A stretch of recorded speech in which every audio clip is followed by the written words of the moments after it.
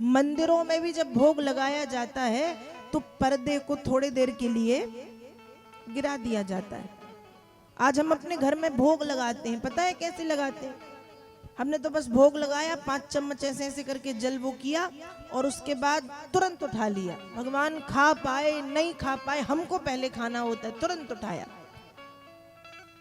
भोग लगाने के बाद नियम कहता है कि थोड़े देर के लिए वहां से हट जाओ, थोड़े देर के लिए वहां से हटो।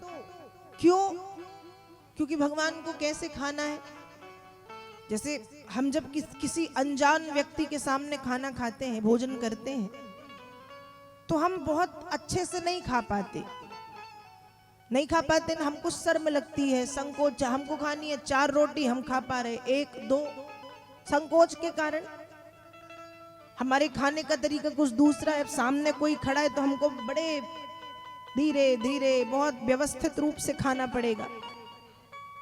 अब हम खाते हाथों से हैं, हमको दिखाने के लिए चम्मच से खाना पड़ेगा।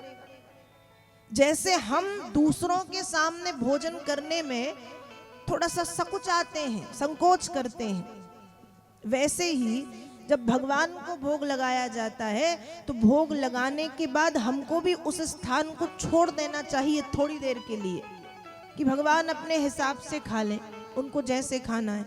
गिरा के खाएं, उठा के खाएं, हाथ से खाएं, चम्मच से खाएं, पूरी पात्र उठा के मुंह पे लगा के खाएं, पृथ्वी पे गिरा के वो उठा के, भगवान को कैसे खाना है वो छोड़ देना चाहिए उनको और उनके प्रसाद को थोड़े समय के लिए। इसलिए मंदिरों में भी नियम है कि जब पुजारी जी भोग प्रसादी भगवान को पवाते हैं तो भोग लगाने के बाद पर्दा गिरा दिया जाता है कि प्रभु आप खा लो पहले, जैसे खाना है। वैसे ही नियम ये, घर पे जब भोग लगाओ तो भोग लगाने के बाद वहां से थोड़े देर के लिए चले जाओ, उनको अकेले छोड़ो, उनको जैसे खाना है खाने दो, उनके सामने मत खड़े रहो। हमारे सामने जब कोई खड़ा होता तो हम नहीं खा पाते, फिर तो समझनी चाहिए बातें।